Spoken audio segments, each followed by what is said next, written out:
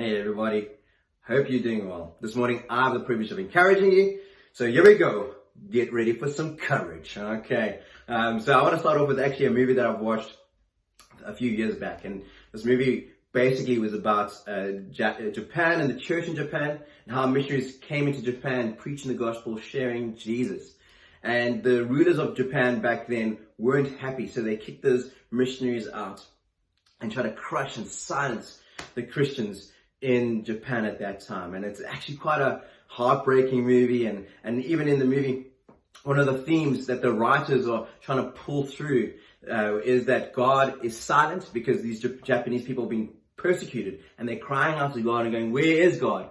And so the writers basically going, God is silent, God is distant. And then the last one is that keep your Christianity to yourself. It's yours, don't share it with others. And yeah, I've just been thinking about this movie in this time right now as we're facing Corona, kind of suffering, a hardship. You might have lost a little, and even myself, just kind of looking at my life and reminded of this movie and reminded of how I felt as I was watching this movie. I remember watching it and getting angry because I was thinking, this is not my God. My God is not silent. My God is not distant. And I was getting more and more angry and I was fidgeting a lot because I was just getting angry. And I eventually got up after the movie and I shouted to everybody in the cinema and saying, hey, everybody, that is not my God. That is not the King of the universe. And I then preached the gospel. No one got saved, but I just wanted people to know that that is not God, because they were preaching a false gospel in this little cinema. And yeah, I just kind of, in this time, we could be asking, and actually the devil would want to be deceiving us, saying, actually, God is silent. God is distant. Does he actually even care that we're going through this hardship? And with this in mind, I actually want to answer the question, is he that? And I want to say no. I want to say nope. I want to say heavens no. I want to say no. Friends, he's not. He's good. And actually I want to read a little bit of what Paul said in 2 Corinthians to just encourage us with that. And so that you would know that God is close to you. God is speaking and God wants to bring much comfort. So here we go. Chapter 1, 3-5. Praise be to the God and Father of our Lord Jesus Christ, the Father of compassion and the God of all comfort, who comforts us in all our troubles, so that we can comfort those in any trouble with the comfort we ourselves receive from God. For just as we shared abundantly in the sufferings of Christ, so also our comfort abounds through Christ. This is amazing. I remember just for myself, like experiencing this what Paul's speaking, when going through troubles and hardship and kind of feeling like my life was, when you're getting dunked by a wave, you don't know what the top and the bottom is. You're just like, oh, I'm going to drown. Where am I? That's what my life was feeling like. And I've felt it many times. And in those times, I'd run to God and going, God, where are you? God, are you speaking? Are you alive? What do you think of me? And I would hear God's voice and he would speak to me. And in those times, God wanted to say to me what I wanted to hear. I wanted God to solve the problems. I wanted him to say what I want to hear. But no. Every time God would tell me what I'd need to hear, and he'd fill me with courage. And I remember specifically the one time running out of my bedroom, going just full of courage and joy and peace. And I thought to myself, hey, has the situation changed? And no, the situation didn't change. But actually, what had changed is my mentality, my thinking was, now I'm facing this trouble with the King of the universe. This is incredible. And this is actually the encouragement and the love and the goodness that the Father wants to give you today and every day. And Paul starts off by saying that God, I love this, the Father of compassion. This is amazing. Like, he's a good Father. I know personally in my life having a father who is a good father. When things go hard in my life, when I was a little kid, I knew I could run to my dad, and no matter what the situation was, that he would be a place of safety, a place of security, and no matter what the outcome would be. But if I'm with my dad, actually, I'm going to be secure. Things are going to be better as long as I face with my dad. And that's a human dad. And you might be a good father, or you might have a good father. Maybe you don't even have a good father. But let me tell you something. Jesus, God the Father is even better than my Father and what I've described right now. That he's good He's incredible. He's compassionate.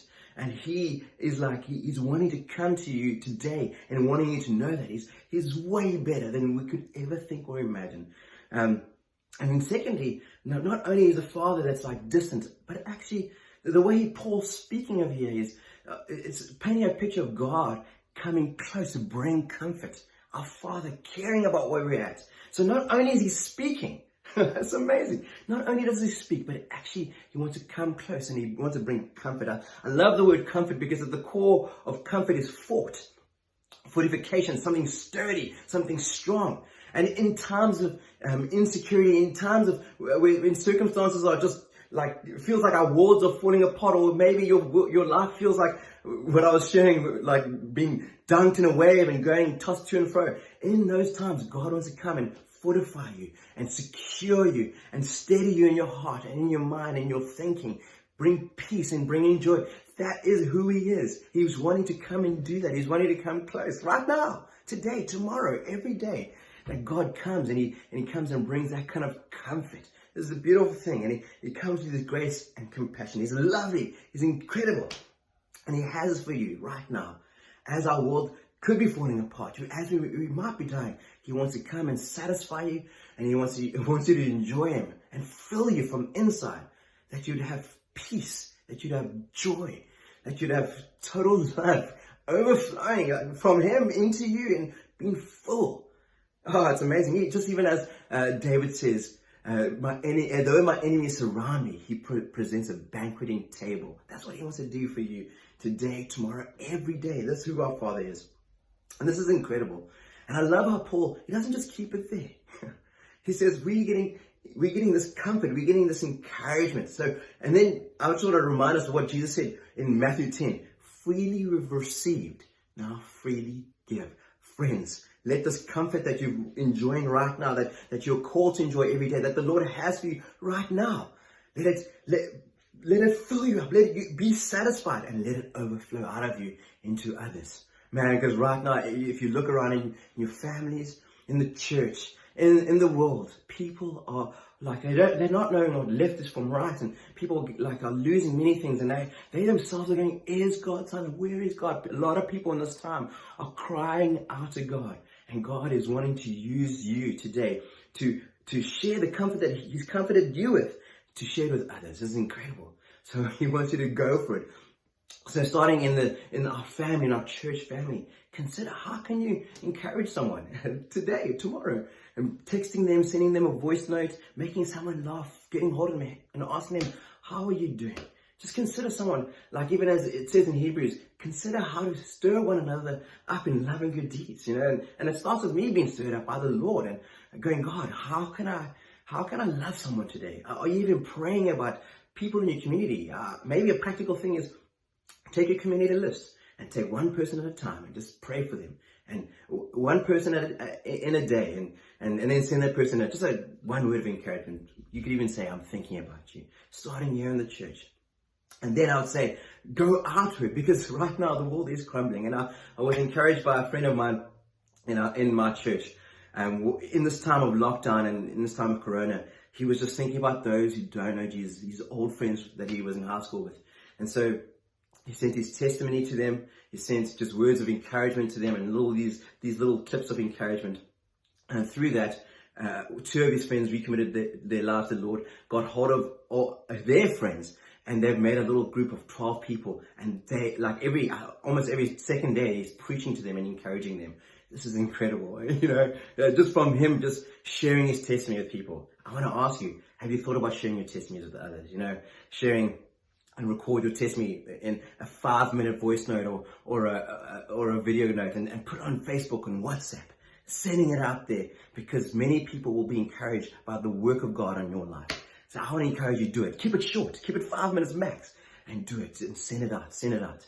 Oh, God, guys, I want to conclude by saying God is alive, guys. He's speaking and he's wanting you to hear him today, and he wants to come close and put comfort in. And then I want to say, you share that as well. Let other people know that God is alive and wants to comfort them as well. Bless you. Love you all.